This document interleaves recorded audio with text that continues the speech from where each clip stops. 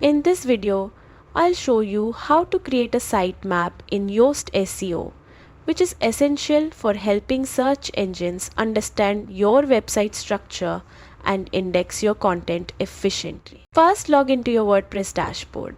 Make sure the Yoast SEO plugin is installed and activated, as this is the tool that will generate your sitemap automatically.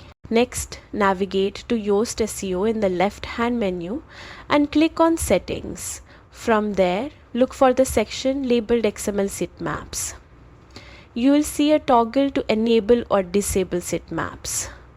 Make sure it's switched on. Once enabled, Yoast SEO will automatically generate a sitemap for your website. You can view it by clicking on the link provided in the XML sitemaps section. This sitemap will update dynamically whenever you add or remove posts and pages, keeping search engines up to date. And that's it.